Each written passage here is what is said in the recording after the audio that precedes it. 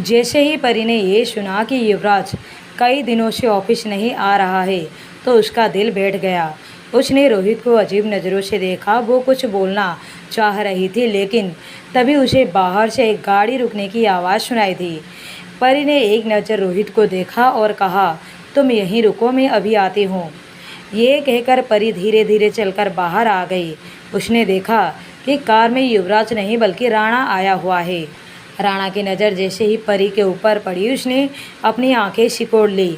उसने उसे कुछ नहीं कहा। वो सीधा गार्डन में मौजूद एक स्टोर रूम की तरफ बढ़ गया। परी की आंखें फिर से छोटी हो गई। वो राणा के पास गई और पूछी, तुम यहाँ क्या कर रहे हो?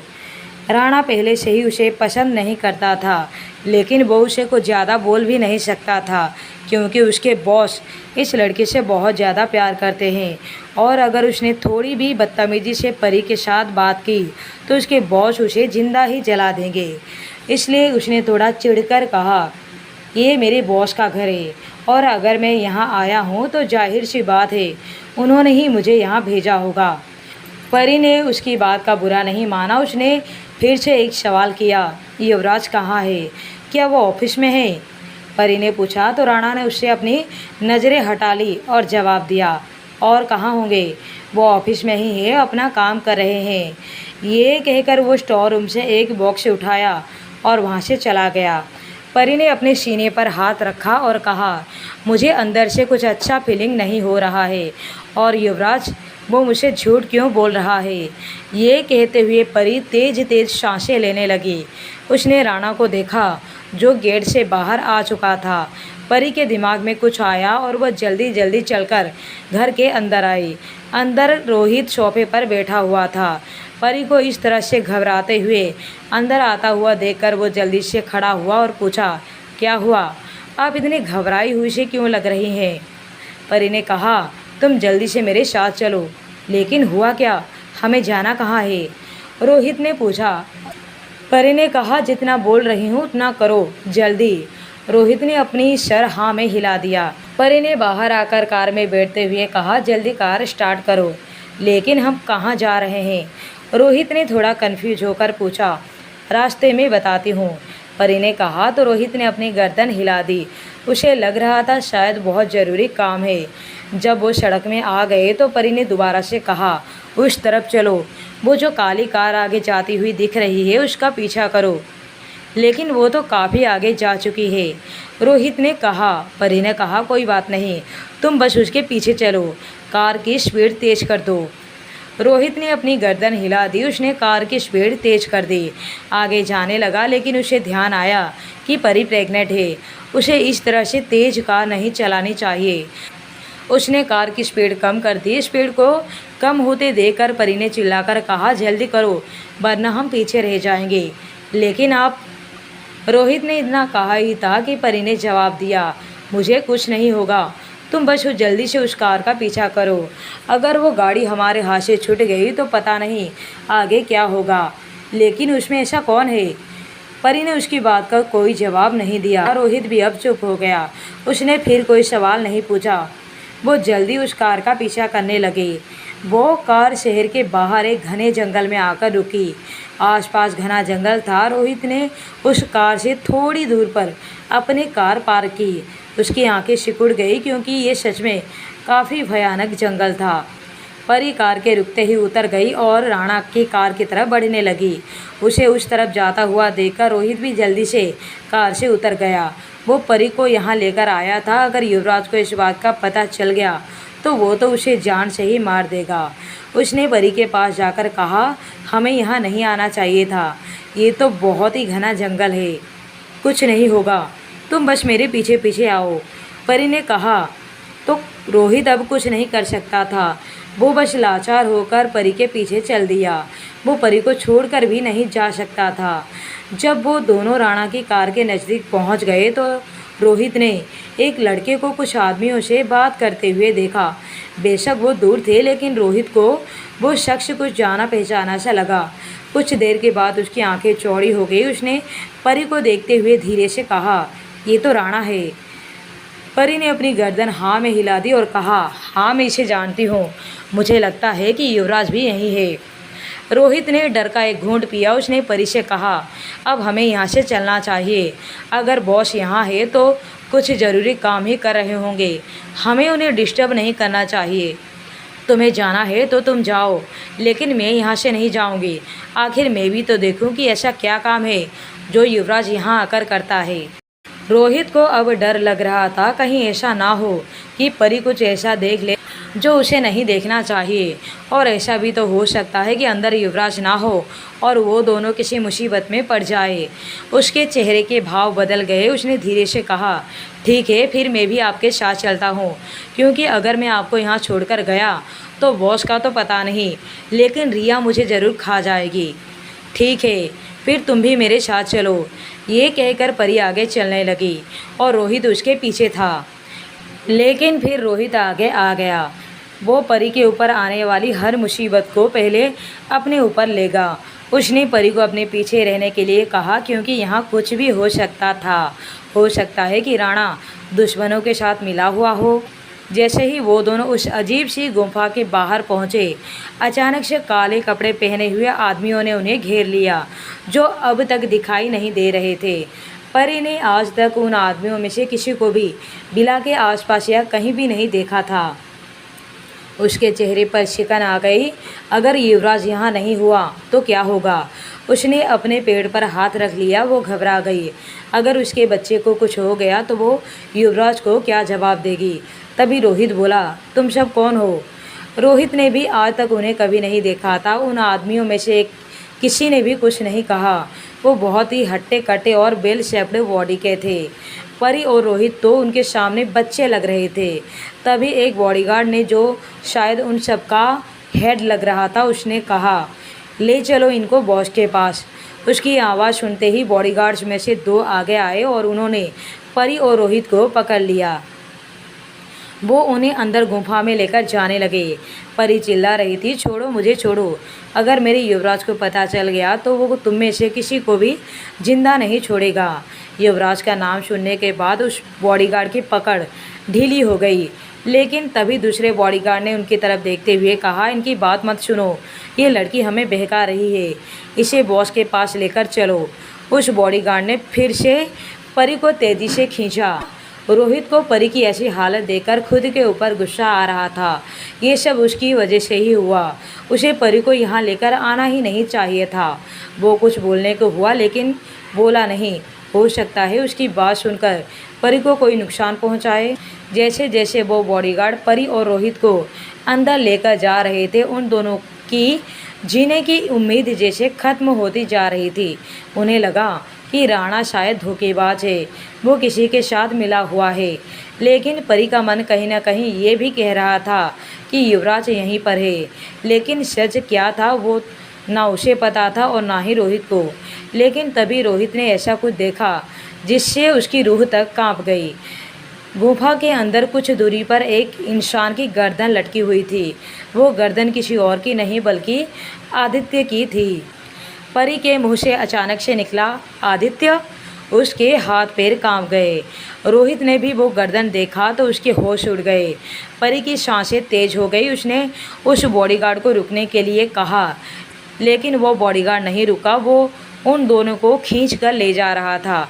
जैसे जैसे वो दोनों अंदर की तरफ जा रहे थे, वैसे वैसे नज़ारा और भी भयानक होता जा रहा था।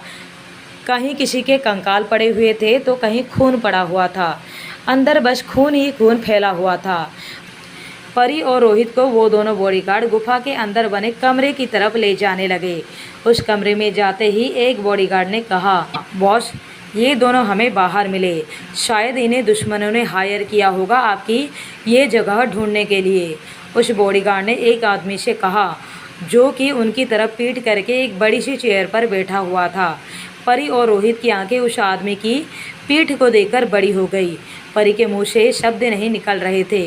वो अच्छी तरह से इस आदमी को जानती थी। बेशक इस आदमी का चेहरा नहीं दिख रहा था, लेकिन ये कोई और नहीं बल्कि युवराज ही था। युवराज ने कोई जवाब नहीं दिया, बल्कि उसके हाथ कुर्सी पर ऐसे नाच रहे थे जैसे वो कोई दानवराज हो। तभी राणा वहाँ एक आदमी को लेकर वहाँ पहुँचा। उसने जब परी और रोहित को वहाँ देखा तो उसका मुंह खुला का खुला रह गया। उसने एक नज़र परी और रोहित पर डाली और फिर युवराज पर। उसे समझ में नहीं आ रहा था कि बॉडीगार्ड्स ने इन दोनों को इस तरह से क्यों पकड़ा हुआ है। कहीं ऐसा तो नहीं कि युवराज इन दोनों को मारने वाला है। लेकिन परी से तो वो कुछ देर पहले घर पे ही मिलकर आया था। वो तो घर पे थी और इतनी जल्दी यहाँ कैसे पहुँच गई। उसके दिमाग में ये सब घूम ही रहा था कि तभी युवराज ने उस आदमी को गोली मार दी जिसे राणा अभी लाकर युवराज के सामने खड़ा किया था। वो आदमी कोई और नहीं बल्कि कमिश्नर का बेटा अक्षय था। वो धड़ाम से नीचे गिर गया। ये देखकर परी की चीख निकल गई। जैसे ही युवराज के कानों में परी की आवाज़ पड़ी वो एकदम से खड़ा हो गया। वो पीछे मुड़ा तो परी ज़ोर ज़ोर से सांसें ले रही थी। रोहित की तो बोलते ही बंद हो चुकी थी। अब तो वो गया। उसे तो युवराज से आज कोई नहीं बचा सकता। लेकिन युवराज की नज़र सिर्फ घबराई हुई परी पर थी। जैसे ही युवराज ने परी की आवाज़ सुनी वो पीछे पलटा और उसने परी को वहाँ खड़े हुए पाया जिसे उसके बॉडीगार्ड ने बाजू से पकड़ा हुआ था। उसकी आंखें छोटी हो गई। उसने गुस्से में कहा, छोड़ो उसको। वो बॉडीगार्ड युवराज को इतने गुस्से में पहले कभी नहीं देखा था। वो डर गया। उसने परी को छोड़ दिया। परी, युवराज के मुंह से निकला। उसके बाद वो धीरे से चलकर उसके पास आया। लेकिन जैसे जैसे परी के करीब पहुंच रहा था परी उससे दूर होती जा रही थी। दूर रहो मुझसे, वो घबराती हुई बोली। युवराज के कदम धीरे धीरे उसकी तरफ बढ़ रहे थे। अचानक से परी किसी से पीछे जाकर टकरा गई। उसने एकदम से पीछे पलटकर देखा तो वहाँ एक लाश लटकी हुई थी। उसे देखकर तो परी बेहोश ही हो गई। वो ज़मीन पर गिरने ही वाली थी कि युवराज ने उसे गिरने से बचा लिया। परी, क्या हुआ तुम्हें? परी, आंखें खोलो। युवराज ने उसे घबराकर देखा। कुछ देर के बाद युवराज के बिला में परी बेड के ऊपर लेटी हुई थी। युवराज उसका हाथ पकड़कर बैठा हुआ था और उसे बिना किसी भाव के देख रहा था। उसने एक नज़र उसके पेट पर डाली और उसका हाथ अपने आप ही परी के पेट पर चला गया। इस वक्त सबसे ज़रूरी उसके लिए परी और उसका बच्चा था। लेकिन वह अपने रास्ते से भी भटक नहीं सकता था। परी बेड पर सोई हुई थी। उसने थोड़ी हलचल की। परी की आंखें बंद थीं लेकिन वह धीरे धीरे सिकुड़ रही थी और पसीना उसके चेहरे पर बढ़ता जा रहा था। अचानक से वो बैठ गई और ज़ोर ज़ोर से सांसें लेने लगी। उसे इस तरह से देखकर युवराज ने उसके कंधे पर हाथ रखा और कहा, परी। युवराज कुछ बोल ही रहा था पर जैसे ही परी ने युवराज को देखा उसके दिल की धड़कन बढ़ गई। उसने जल्दी से उसके पकड़ से छूटने की कोशिश करने लगी। वो बोली, दूर रहो मुझसे। वो डर गई थी। उसने जो भी उस गुफा में देखा था वो बहुत ही भयानक था। परी का चेहरा गुस्से और डर से लाल हो गया था।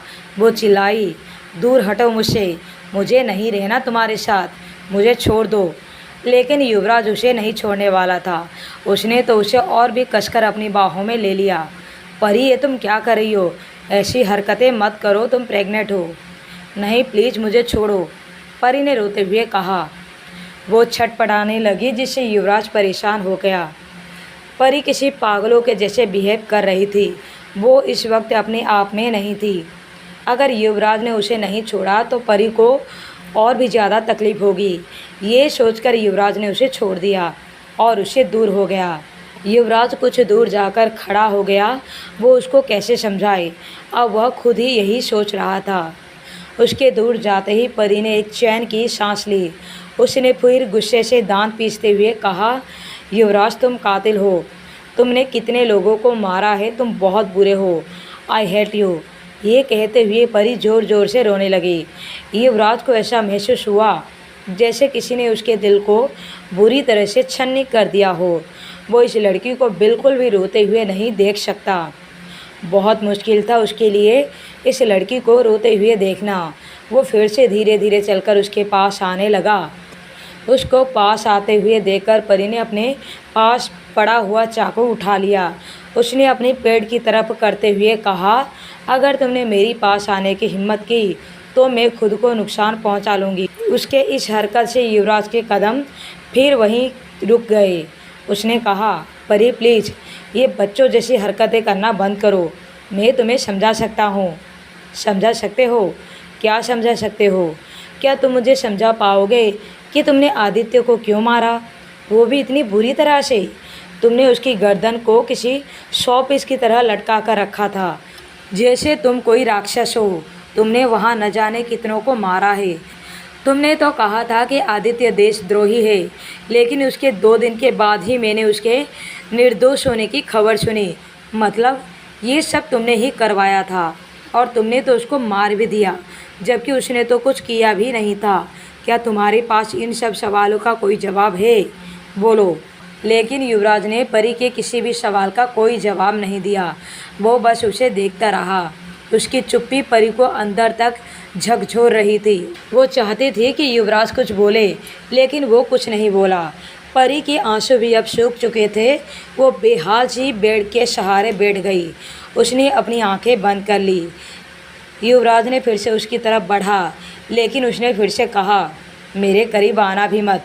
अब मैं पहले वाली परी नहीं, जो तुम्हारे करीबी पाने के लिए मरी जा रही थी। और अब मुझे तुमसे घिन आ रही है। तुम्हारे शरीर से न जाने कितने मासूमों के खून से रंगे हैं। युवराज के कदम एक बार फिर अपनी जगह रुक गए। उसने कमरे से बाहर जाने से पहले कहा, आराम करो, कहकर वो वहाँ से चला गया। वो जानता था कि वो परी के सवालों का जवाब नहीं दे पाएगा, और वो अगर यहाँ रुका तो वो उसे इतने दर्द में भी नहीं देख पाएगा। उसके रूम से जाते ही परी बिलक बिलक कर रोने लगी। युवराज दूसरे कमरे में जाकर एक बड़ी सी चेयर पर बैठा हुआ था। उसे वहाँ उस दूसरे कमरे में भी परी की आवाज़ सुनाई दे रही थी। तभी उसका फ़ोन बजा। फ़ोन पर किसी से बात हुआ। उसके बाद वो जल्दी से हड़बड़ाकर उठ खड़ा हुआ, वहाँ से निकल गया। कुछ देर के बाद जैसे ही वापस बेला पहुँचा तो उसने गेट पर परी को खड़ा हुआ पाया। स्वराज उसके साथ खड़ा था और वो उसे कुछ समझा रहा था। सौम्या भी उनके साथ ही खड़ी थी। वो भी शायद उसे कुछ समझाने की कोशिश कर रही थी।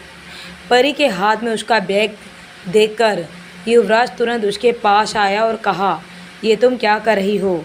युवराज ने जैसे ही परी का हाथ पकड़ा, परी ने एकदम से अपना हाथ झटक दिया और युवराज की तरफ बिना देखे कहा, हाथ मत लगाओ मुझे। युवराज को अब गुस्सा आने लगा। उसने गुस्से से उसे अपनी गोद में उठाया और उसे अंदर ले जाने लगा। परी ने उसे हैरानी से देखा और ज़ोर ज़ोर से चिल्लाने लगी। उसके सीने पर मारने लगी, छोड़ो मुझे, मुझे प्लीज़ छोड़ो, मुझे जाने दो, नहीं तो मैं तुम्हें काट खाऊंगी। लेकिन युवराज नहीं माना। परी ने उसकी बाजू पर ज़ोर से काटा, फिर भी युवराज नहीं रुका। वो सीधा अपने कमरे में उसे लेकर चला गया। उसने उसे धीरे से बेड पर बिठा दिया और बोला, प्लीज़ परी, बात को समझो, मैं तुम्हें कहीं नहीं जाने दूंगा, लेकिन मैं जा रही हूँ। ये कहकर वो जल्दी से बेड से खड़ी हो गई। परी, मुझे गुस्सा मत दिलाओ। क्या करोगे तुम? बोलो ना, क्या करोगे? ज़्यादा से ज़्यादा मुझे मार दोगे या फिर मेरे साथ ज़बरदस्ती करोगे? परी की आंखें एक बार फिर से नम हो गई। युवराज जानता था कि इस वक्त उसके दिल में कितना दर्द है। उसने अपना गुस्सा कंट्रोल करने के लिए अपनी आंखें बंद कर ली। फिर उसने एकदम से परी को गले से लगा लिया। आई एम सॉरी, मुझे माफ़ कर दो। आज पहली बार उसने किसी से ये शब्द कहे थे। उसके हाथ परी के बालों को सहला रहे थे। परी अब की बार खुद को उसके एहसासों से दूर नहीं रख पाई और रोने लगी। युवराज की पकड़ उस पर और भी ज़्यादा मजबूत हो गई। वो बड़े ही प्यार से उसके सिर पर हाथ फेरने लगा। परी अब रोकर शांत हुई और उससे अलग हुई और कहा, तुम ऐसा क्यों करते हो? तुम क्यों? वो बोल ही रही थी कि युवराज ने उसकी बात को बीच में काट दी और कहा, इस बारे में हम बाद में बात करेंगे। परी की आंखें सिकुड़ गई। उसने युवराज की बाजू पकड़ ली और इस बार लो वॉइस में कहा, ये सब छोड़ दो, हम एक नई ज़िंदगी शुरू करेंगे। हम एक सिंपल सी ज़िंदगी जिएंगे। अब तो हमारे बच्चे भी आने वाले हैं। अगर उन्हें पता चला कि उनके पापा कितना गलत काम करते हैं तो उन्हें कितना बुरा लगेगा। इसलिए अब तुम ये सब काम छोड़ दो। ये कहकर वो दोबारा से उसके गले लग गई। ठीक है। युवराज के मुँह से सिर्फ 2 शब्द निकले। परी को उसकी बात पर विश्वास नहीं था। उसने उसके हाथ को अपने सिर पर रखा और कहा, खाओ मेरी कसम, बच्चों की कसम।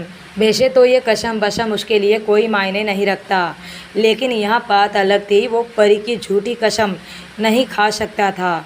वो इस लड़की के सामने हर वक्त हार मान जाता था। इस वक्त वो अपने आप को बहुत ही लाचार फील कर रहा था। उसको इस तरह से चुप देखकर परी की बॉडी कांपने लगी। उसने चिल्लाकर कहा, बोलो कुछ। युवराज, अब तुम चुप क्यों हो गए? मतलब तुम ये सब नहीं छोड़ोगे? युवराज कुछ नहीं कहा। तभी परी ने कहा, दूर रहो मुझसे, तुम बहुत ही निर्दय हो। मुझे तो पता ही नहीं था। चलो ठीक है, मेरे लिए ना सही लेकिन अपने बच्चों के लिए तो सोचते। तुम ये सब कुछ छोड़ दो, लेकिन तुम नहीं छोड़ोगे। आखिर क्या रखा है इन सब में? क्या मिलता है तुम्हें लोगों को मार कर, उनके मरे हुए शरीर को किसी शो पीस की तरह सजाकर? क्या तुम्हारे अंदर दिल नहीं है? क्या तुम्हारे हाथ कांपते नहीं है ये सब कुछ करते हुए? परी, मैं तुम्हें अभी ये सब कुछ नहीं बता सकता, लेकिन बाद में मैं तुम्हें एक्सप्लेन करूँगा। मुझे कुछ नहीं सुनना।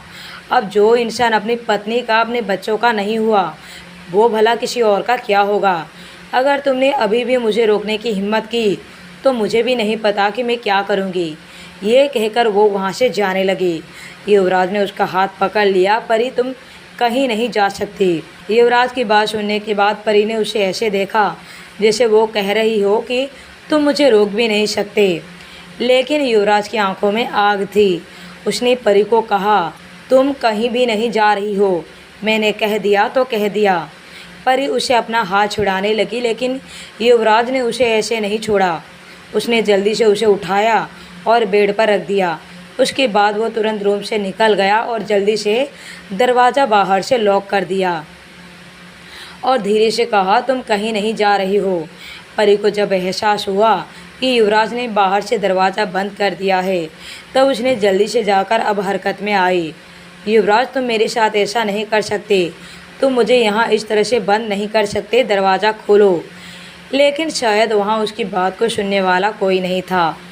जब युवराज नीचे आया तो उसने स्वराज और सौम्या को लिविंग रूम में बैठे हुए देखा।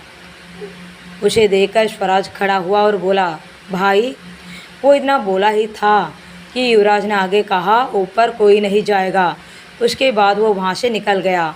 स्वराज और सौम्या उसकी बातें सुनकर हैरान थे। लगभग 2 घंटे के बाद युवराज बड़ी ही हड़बड़ी से अपने कार से उतरा और जल्दी से अपने रूम की तरफ बढ़ गया। वहाँ जाकर उसने देखा कि परी बेड पर लेटी हुई है और एक लेडी डॉक्टर उसे देख रही थी। पूरी जांच करने के बाद डॉक्टर ने कहा, देखिए, इन्हें किसी चीज़ का काफ़ी ज़्यादा सदमा लगा है। बेहतर यही होगा कि इन्हें इन सब चीज़ों से दूर रखा जाए, वरना इनकी तबीयत और भी ज़्यादा बिगड़ सकती है और हो सकता है कि आप अपने बच्चे को खो दें। इसलिए इनकी हर बात मानी जाए और ये जो कुछ भी चाहें इन्हें करने दें। जिस तरह से इनकी हालत है, इन्हें देखकर तो लगता है कि ये काफ़ी ज़्यादा रोई है। इनका खुश रहना बहुत ही ज़रूरी है। युवराज के कानों में डॉक्टर की बात किसी खंजर की तरह लग रहे थे। सौम्या डॉक्टर साहिबा को छोड़ने के लिए बाहर गई। स्वराज चलकर युवराज के पास गया। सॉरी भाई, हमने आपकी बात नहीं मानी, लेकिन सौम्या के जिद करने पर हम यहाँ आ गए। नहीं आते तो पता नहीं क्या हो जाता। लेकिन भाई, ऐसा भी क्या हो गया है आपके और परी भाभी के बीच, और वो ऐसी हरकतें क्यों कर रहे हैं? अब ये मत बोलिएगा कि आप दोनों अलग हो रहे हो। युवराज ने परी के चेहरे को देखते हुए कहा, जो अभी तक रोने की वजह से लाल हो गए थे। अब तो वही होगा जो ये चाहेगी। अब तुम जाओ यहाँ से। युवराज काफ़ी देर तक परी का चेहरा देखता रहा और उसके बाद उसने उसे अपने सीने से लगा लिया। परी अभी भी बेहोश थी। सुबह जब युवराज नहाकर बाहर आया तो उसने देखा कि परी अपने बैग में कुछ सामान पैक कर रही थी। इस बार युवराज ने उसे नहीं रोका। परी ने उसे देखकर भी अनजान कर दिया और जब वो दरवाजे के पास पहुंच गई तो उसने एक बार पीछे मुड़कर देखा और कहा, तुम्हारा और मेरे बच्चों के बीच अब कोई रिश्ता नहीं रहा। मैं नहीं चाहती कि मेरे बच्चों को कभी भी पता लगे कि उसका बाप कौन है, इसलिए हमसे दूर ही रहना। कभी ढूंढने की कोशिश भी मत करना। युवराज ने उसकी बात का कोई जवाब नहीं दिया। उसके जाते ही युवराज ने अपनी जेब से फ़ोन निकाला और किसी को कॉल मिला दी। वो जहाँ भी जाए उसकी एक एक सेकंड की इन्फॉर्मेशन मुझे चाहिए। उसे कोई भी तकलीफ़ नहीं होनी चाहिए। युवराज ने फ़ोन काटा और किसी सोच में डूब गया। जो भी हो, लेकिन उसका परी को खुद के पास रखने से ज़्यादा ज़रूरी था परी को खुश रखना। अगर वो प्रेग्नेंट नहीं होती तो युवराज उसे कहीं जाने नहीं देता। उसके ज़बरदस्ती का एक कदम इस वक्त परी के लिए खतरा बन सकता था, इसलिए उसने उसे जाने दिया। अब आगे की कहानी सुनने के लिए बने रहिए माय डेंजरस लवर पर।